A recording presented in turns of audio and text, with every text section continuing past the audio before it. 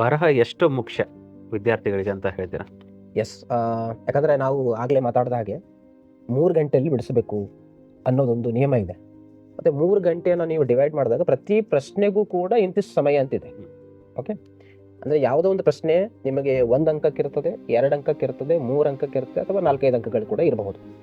ಅಂಥ ಸಂದರ್ಭದಲ್ಲಿ ಆ ಇಂತಿಷ್ಟು ಬರಿಬೇಕು ಅನ್ನೋದಿದೆಯಲ್ಲ, ಅದು ಬಹಳ ಇಂಪಾರ್ಟೆಂಟ್ ಇದೆ. ಮತ್ತು ಬರವಣಿಗೆ ಅನ್ನೋದು ಚೇತನ್ ರಾಮ್ ಸರ್ ಅಂತ ಒಬ್ರು ಇದ್ದಾರೆ, ತುಂಬ ಚೆನ್ನಾಗಿ ಹೇಳ್ತಾರೆ ಅದ್ರ ಬಗ್ಗೆ. ಅಂದರೆ ಎದುರಿಗೆ ನೋಡೋನಿಗೆ ಖುಷಿ ಆಗಬೇಕು ಆ ಬರವಣಿಗೆ, ಅಂಥ ಬರವಣಿಗೆಯನ್ನು ಬರೀಬೇಕು ಅಂತ ಹೇಳ್ತಾರೆ. ಅಂದರೆ ನೀವು ಬರವಣಿಗೆಯನ್ನು ಗಮನಿಸೋದಾದರೆ ದುಂಡಾಗಿ ಬರೆಯುವಂಥದ್ದು, ಯಾವುದೇ ಗೀಟುಗಳನ್ನು ಹಾಕದೇ ಇರುವಂಥದ್ದು, ಹೇಗೆ ಶುರು ಮಾಡ್ತೀವಿ ಮತ್ತು ಹೇಗೆ ಎಂಡ್ ಮಾಡ್ತೀವಿ, ಒಂದು ಸೆಂಟೆನ್ಸ್ ಆದ ನಂತರ ಅದಕ್ಕೆ ಫುಲ್ ಸ್ಟಾಪ್ ಕೊಡುವಂಥದ್ದಾಗಲಿ, ಮತ್ತು ಓದುಗನಿಗೆ ಅದರ ಆಸಕ್ತಿ ಬರುವಂಥದ್ದಾಗಲಿ, ಮತ್ತು ಈಗ ನಿಮ್ಮ ಯಾರು ಪೇಪರ್ ಇವ್ಯಾಲ್ಯೂಯೇಷನ್ ಮಾಡ್ತಿರ್ತಾರೆ ಅವರಿಗೆ ಆಸಕ್ತಿ ಅನ್ನಿಸ್ಬೇಕು, ಇವನೇನು ಚೆನ್ನಾಗಿ ಬರೆದಿದ್ದಾನೆ ಅಂತ.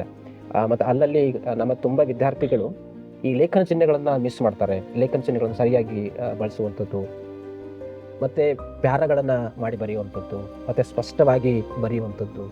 ಮತ್ತು ಇದಕ್ಕೇನೆ ನಮಗೆ ಅಂಕಗಳಿದೆ. ನಿಮ್ಮ ಶುದ್ಧ ಬರಹಕ್ಕೆ ಇಂತಿಷ್ಟು ಅಂಕ ಅಂತ ಪ್ರತಿ ಪ್ರಶ್ನೆ ಪತ್ರಿಕೆಯಲ್ಲಿ ನಮಗೆ ಕಾಣಿಸುತ್ತೆ. ಅಂದರೆ ಒಬ್ಬ ಇವ್ಯಾಲ್ಯೂಯೇಷನ್ ಮಾಡೋನಿಗೆ ಅದು ಓದ್ತಾ ಹೋದ ಹಾಗೆ ಅರ್ಥವತ್ತಾಗ್ತಾ ಹೋಗಬೇಕು ಮತ್ತು ತಿಳಿಬೇಕು.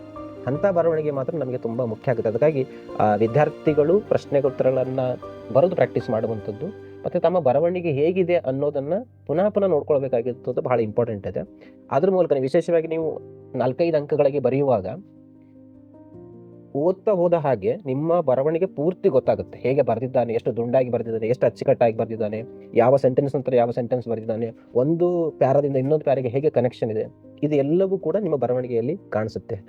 ಸ್ಪಷ್ಟತೆ ಇರಬೇಕಾಗುತ್ತೆ. ಅತಿ ವೇಗವಾಗಿ ಬರೀಲಿಕ್ಕೆ ಹೋಗಿ ಏನೋ ಬರೆದು ತಪ್ಪಾಗುವಂಥ ಸಾಧ್ಯತೆಗಳಿರ್ತದೆ. ಮತ್ತು ಸ್ಪಷ್ಟವಾಗಿ, ನಿಖರವಾಗಿ, ಅತ್ಯಂತ ಅಚ್ಚುಕಟ್ಟಾದ ಬರವಣಿಗೆ ಇದ್ದರೆ ತುಂಬ ಅಂಕಗಳು ತಗೊಳ್ಳಿಕ್ಕೆ ಸಾಧ್ಯ ಆಗ್ತದೆ. ಸೊ ಹೀಗಾಗಿ ಬರವಣಿಗೆ ಅಭ್ಯಾಸ ಮಕ್ಕಳಿಗೆ ಬಹಳ ಮುಖ್ಯವಾಗಿ ಆಗುತ್ತೆ ಮತ್ತು ಈ ಸಂದರ್ಭದಲ್ಲಿ ಮಕ್ಕಳು ಅದನ್ನು ಮಾಡಬೇಕು.